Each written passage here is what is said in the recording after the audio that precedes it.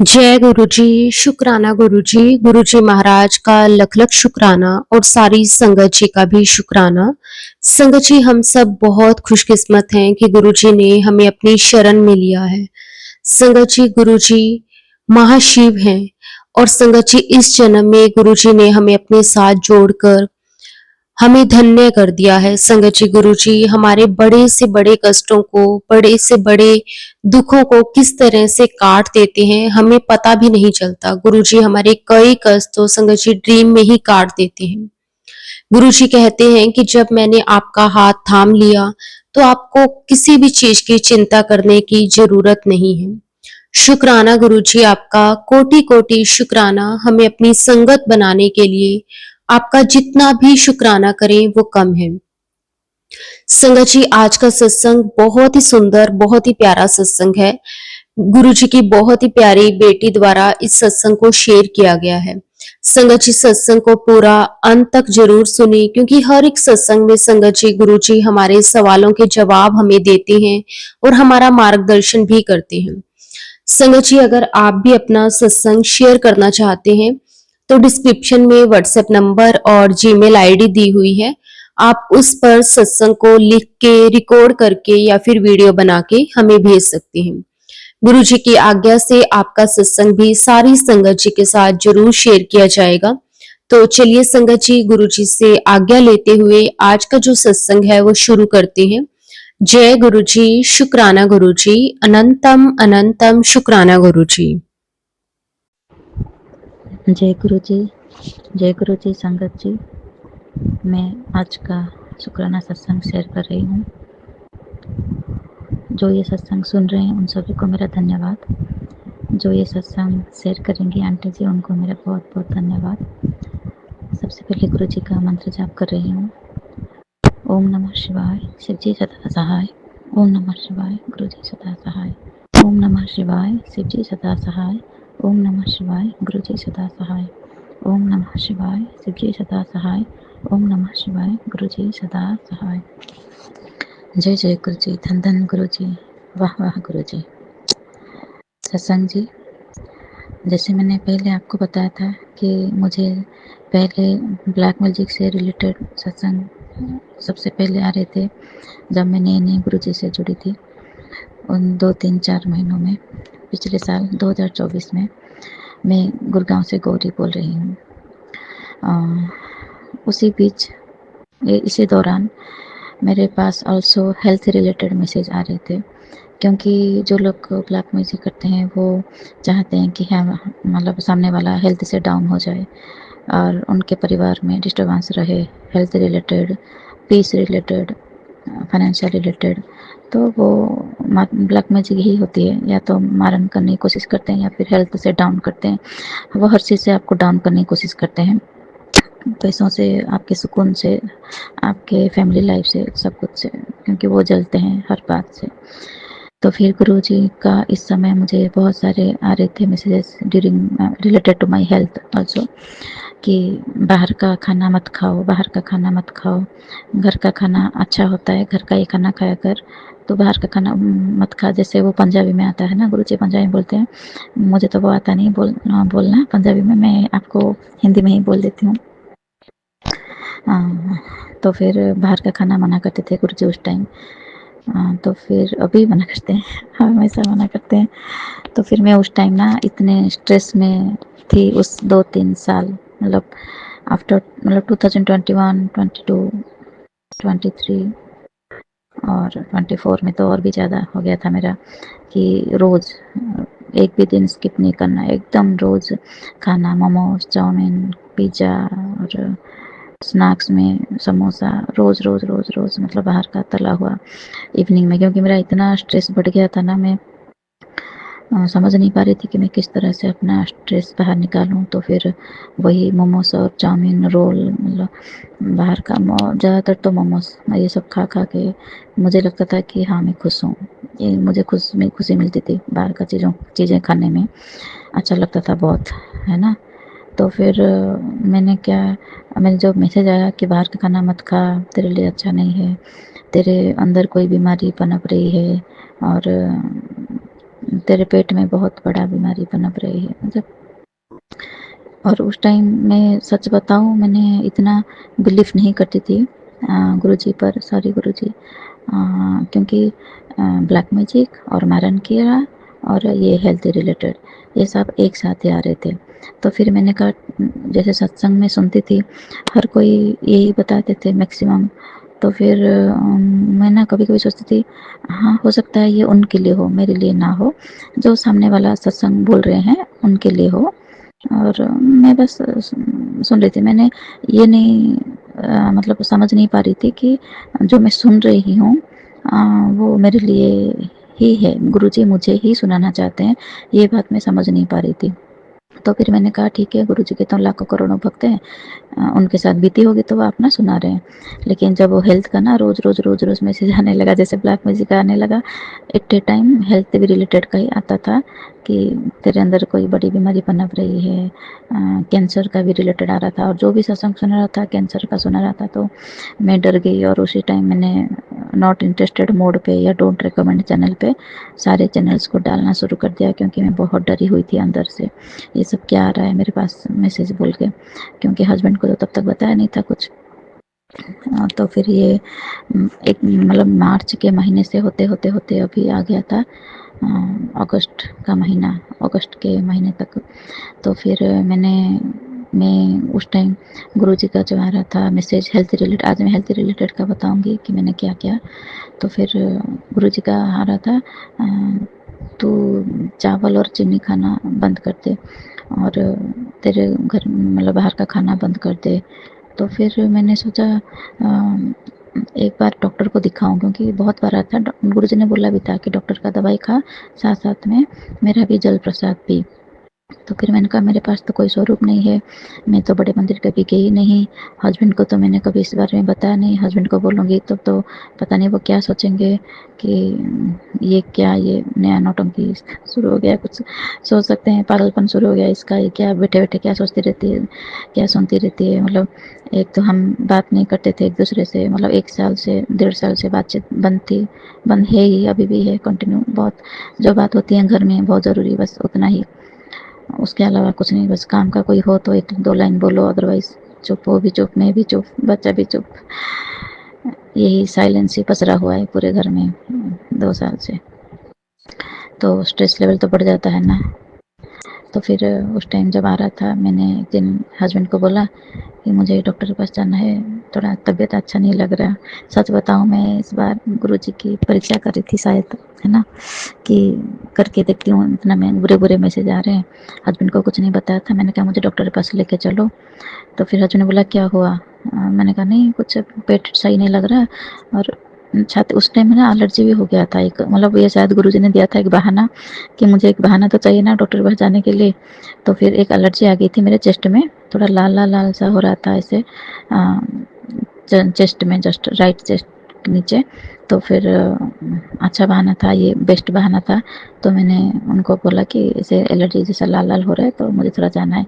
तो फिर लेके गए, जब लेके गए तो मैंने डॉक्टर से जाके बोला, गायनेकोलॉजिस्ट से मिलने के लिए बोला, और फिर रिसेप्शन में, और फिर डॉक्टर से बोला अंदर की, मेरे हस्बैंड अंदर नहीं गए थे, बाहर बैठे थे, मैं डॉक्टर के पास गई और उनको बोला ना, मुझे मेरे खुद का पेट का कुछ करना है, स्कैन बन, आप कुछ ऐसे टेस्ट बता दो जिससे मेरे पेट का कुछ स्कैन हो और पता चले ना क्या हो रहा है आपको। मैंने कहा, नहीं वो तो मेरा पीरियड बंद है, जैसे 2 साल से ऊपर हो गया, 3 साल हो गया लगभग अब तो, क्योंकि वो ब्लैक मैजिक मैं जब गई थी उड़ीसा लास्ट टाइम 3 साल पहले, तो उन्होंने मुझे कुछ खिला दिया था मेरी जेठानी ने और उसकी बेटी ने। तो मेरा सडनली एक हफ्ते उनके घर में गई नहीं थी कि 1 हफ्ते में मेरा पीरियड ही बंद हो गया। तो फिर उसके बाद 1 साल बाद आया था साईं बाबा की कृपा से, और बाबा ने मुझे मना किया था किसी को बताना मत, लेकिन जैसे हुई मैं बताना तो पड़ेगा हस्बैंड को, तो मैंने बता दिया था। तो फिर वो गुस्सा हो गए थे, तुम्हारा तो बंद हो गया था, फिर कैसे हो गया शुरू, गुस्सा हो गया था। और सच मानिए, बस एक ही बार हुई और फिर बंद हो गया मेरा कम्प्लीटली। तो फिर बाबा ने मना किया था, लेकिन फिर भी मैंने बता दिया था। तो फिर ये गलती हो गई मुझसे, बाबा सॉरी, आपका बात ना मानने के लिए नतीजा मैं खुद भुगत रही हूँ। सॉरी बाबा, एक्सट्रीमली सॉरी। कुछ चीज़ें ऐसी होती हैं सॉरी बोलने के बाद भी बदलती नहीं, क्योंकि वो ब्लेसिंग होती है। जो बोला जाता है वो उतना ही करने के लिए ज़्यादा दिमाग अपना नहीं लगाना होता है। तो सॉरी बाबा। तो फिर उस टाइम क्या डॉक्टर के पास जब मैं गई तो फिर मैंने उनको बताया, तो फिर उन्होंने पेट के लिए जैसे लिख दिया था कुछ टेस्ट, वैसे ब्लड टेस्ट बहुत सारा लिख दिया था। तो फिर ब्लड टेस्ट बहुत सारा और स्कैन होता है ना कुछ, जो मुझे वो टेस्ट का नाम याद नहीं, जिसमें मेरा गॉल ब्लैडर का स्टोन निकला था। वो टेस्ट था जो पानी पी के करते हैं ना, पेट भर के पानी पीते हैं फिर चेक करते हैं अंदर, वो वाला मुझे टेस्ट का याद नहीं आ रहा नाम। वो टेस्ट था। तो फिर उसमें गॉल ब्लैडर का स्टोन निकला था। तो फिर टेस्ट तो मैंने 1 हफ्ते के बाद करवाई थी डॉक्टर के पास आके। तो फिर तब से मानो मैं गुरुजी पर यकीन करने लगी, और जो मेरे ऊपर मैसेज आ रहे थे मैं उनको सीरियसली लेने लगी। मैं तो ताज्जुब हो गई कि मैं सोच रही थी मुझे कुछ नहीं हुआ है और मेरा गॉल ब्लैडर का स्टोन निकल आया। तो फिर एक के बाद एक बीमारी, मतलब मैं परेशान हो गई हूँ बीमारियों से। सबसे पहले 18 सालों में शादी के बाद जब से आई तब से पहले तो डायरिया ऐसे और टाइफाइड, जबकि मैंने ज़िंदगी में पता ही नहीं था ये सब चीज़ें होती क्या हैं। और उसके बाद जब बच्चा होने के बाद फिर मेरा विटामिन डी का कम होना तुरंत बाद 2-3 साल के बाद ही। फिर स्लीप डिस्क हो गया, फिर थायराइड हो गया, और फिर ऐसे होते होते अभी 3-4 साल पहले बोन डेंसिटी कम हो गई, 6 तक आ गया था बोन डेंसिटी, कुछ बहुत ही ज़्यादा कम हो गया था, सब कुछ कम हो गया था। कोलेस्ट्रॉल बढ़ गया है, ऐसे रिपोर्ट में आया था कोलेस्ट्रॉल बढ़ गया था, मतलब अभी भी होगा मुझे, अब मैंने टेस्ट नहीं करवाई 1 साल से। तो फिर उस टेस्ट में जो था जैसे कोलेस्ट्रॉल बढ़ गया था और क्या हो गया था, खून की कमी, उसको क्या बोलते हैं, वो खून की कमी आ गई थी। और फिर उसके बाद पीरियड तो बंद था तो बोन डेंसिटी कम था। तो उसके बाद ये गॉल ब्लैडर स्टोन, मतलब मैं पहले तो हम ज़्यादा बाहर का खाना खाता नहीं थे कभी, हमेशा तो घर में ही बनाती हूँ, कभी कभार तो चलता है महीने में 1 बार, तो वो तो कॉमन है आजकल। लेकिन स्ट्रेस की वजह से अभी 1-2 साल से ज़्यादा हो रहा था शाम का snacks, outside junk food, cold drinks भर भर के पीना। इतनी कोल्ड ड्रिंक्स मैंने पी हैं, पता नहीं कितने डब्बे पी लिए हैं एकदम। कोल्ड ड्रिंक्स के तो 2-2 वाले लीटर, पता नहीं 25-30 लीटर तो पी ली होंगी उस टाइम पी लेते बहुत। और बाहर का पिज़्ज़ा विज़्ज़ा बहुत जंक फूड, सिर्फ जंक फूड। और उसमें ना मुझे एक तरह से माइंड डाइवर्ट होता था और शांति मिलती थी, तो फिर मैं खा लेती थी। और देखो गुरुजी का मैसेज भी आ गया कि तेरे शरीर में कोई बड़ी बीमारी पनप रही है, कैंसर का बहुत सारी बीमारी सुना है कि तुझे कैंसर है। तो फिर मैं और डर गई, तो फिर मैं तो दौड़ के गई डॉक्टर के पास चेक करवाने के लिए। तो गुरुजी ने बोला था कि बड़ी बीमारी है, मैं छोटे में काट रहा हूँ। और फिर गुरुजी ने गॉल ब्लैडर का स्टोन का निकल आया था। गुरुजी ने छोटे से काट दिया था मेरे कैंसर को शायद, और गॉल ब्लैडर स्टोन निकल आया था। अब शायद मैं उसका करना पड़े ऑपरेशन, लेकिन मैं नहीं चाहती कि ऑपरेशन करना पड़े, इसलिए मैंने तुरंत जल प्रसाद का सोचा, क्योंकि तब मुझे गुरुजी पर सच बताऊं तो यकीन आया। क्योंकि ब्लैक मैजिक के मैसेज जो आते थे, मैं कभी यकीन करती थी, कभी यकीन नहीं करती थी।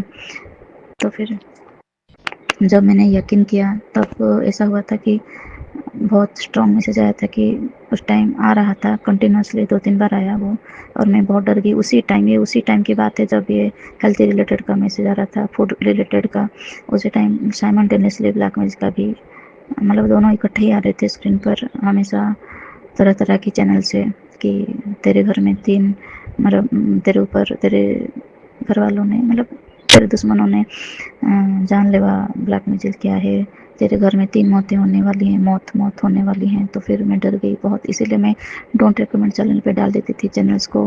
मैंने कहा ऐसे ही बीमारियां क्या कम है मेरे शरीर में जो ये अब मारण क्रिया का ऐसे सुना रहे हैं। मैं बहुत उदास, बहुत दुखी, बहुत अकेलापन, और ऐसे कि ना कि इतने सारे भाई बहन हैं मेरे, 8-8 भाई बहन हैं, मम्मी पापा हैं, दोस्त हैं, बाकी बहुत सारे क्लोज है जो, मतलब क्लोज, तो वो लोग 2-4 क्लोज हैं बेस्ट फ्रेंड जैसे, तो उनको भी नहीं बता पाना ज़िंदगी में आपके साथ इतना कुछ हो रहा हो, लेकिन आप सोचो किसी के साथ शेयर नहीं कर पा रहे हो, तो ये क्या ज़िंदगी है ना? तो फिर जब गॉल ब्लैडर का स्टोन आया तब तो मैंने यकीन करना शुरू कर दिया उस दिन कि भाई मान गए गुरुजी को। गुरुजी जो बोलते हैं सही, एकदम सही बैठता है वो। तो उस टाइम ब्लैक म्यूजिक आया एट ए टाइम कि आ रहा था जैसे 3 मौतें होने वाली हैं, तो मैं तो डर गई। आप यकीन नहीं मानोगे कि 1 हफ्ते में ही मेरे घर में 3 मौतें हो गई। पहला है एक बटरफ्लाई, जो सत्संग गुरुजी ने बोला तू बस सत्संग सुन, मैं तेरे कष्ट हर लूँगा, तू चिंता मत कर, तू मेरी प्यारी धी है, चिंता मत कर, मैं तेरे कष्ट हर लूँगा। उस टाइम तो मेरी एक-एक सेकंड में मेरी जान जा रही थी, सोच-सोच के कि अब क्या होगा, अब क्या होगा? मैं तो पागल सी हो रही थी कि सोच-सोच के मेरे बच्चे को लेके, मेरे पति को लेके मैं पागल हो रही थी कि अब क्या होगा? क्योंकि एक-एक बात तो सच निकल रही है। तो इतना डिप्रेशन में भी चली गई थी मैं, सबसे बात करना बंद कर दिया था। सबसे कटी-कटी रहती थी कि जब कुछ बोलती थी बस गुस्से में बोलती थी। बहुत ज़्यादा डर इतना बैठ गया था मन में कि सब पर बस गुस्सा हो रही थी मैं। और सब लोग आश्चर्य हो रहे थे कि इसको क्या हो गया, ये इतना बर्ताव क्यों बदल गया इसने। पहले तो हमेशा ये प्यार से बोलती थी, अब उसको क्या हो गया है कि इतना हर बात गुस्से से बोलती है, चिड़चिड़ा रही है। तो फिर बाबा ने जब हाथ पकड़ा, पहले मेरे 1 हफ्ते में तीनों, मतलब 1 हफ्ते में ही मान लीजिए 3 मौतें हो गई जैसे बता रही हूँ। सॉरी, मेरा गला थोड़ा बैठ गया अभी। तो फिर पहले ही दिन एक बटरफ्लाई मेरे घर के दरवाजे पर मरी हुई पड़ी थी, बालकनी के गेट पर। गुरुजी ने आके एक जान बचा ली। दूसरे दिन एक भंवरा होता है ना, काला भंवरा, वो मेरे तुलसी के पास बालकनी में मरा हुआ पड़ा था। गुरुजी ने दूसरी बार जान बचा ली। फिर मैंने सोचा 2 जिंदगियां बचा ली, बाबा अब क्या तीसरा? क्योंकि गुरुजी ने बताया था 1 हफ्ते में, टाइम दिया था गुरुजी ने कि 1 हफ्ते में 3 मौतें होने वाली हैं। 2 हो गया था मेरे आंखों के सामने। मैं बहुत डर गई थी क्योंकि मैंने जो सत्संग सुन रही थी ना, उसमें था गुरुजी ऐसे ही जान बचाते हैं, संकट काटते हैं, ऐसे संकट हरते हैं किसी भी रूप में आके, जिंदगी ब्लेस करते हैं आपको, लाइफ ब्लेस करते हैं इसी तरह से आके। तो फिर मैंने कहा गुरुजी 2 तो बचा लिया आपने, अब तीसरा किसकी बारी, क्या है, क्या होगा? मतलब एक-एक सेकंड में सांस भी नहीं ले पा रही थी उस टाइम। तो इतना मेरा दिमाग खराब सा हो रहा था उस टाइम, मतलब किस पे क्या निकाल दूं भड़ास। मैं पूजा तो करी थी, मन नहीं लग रहा था।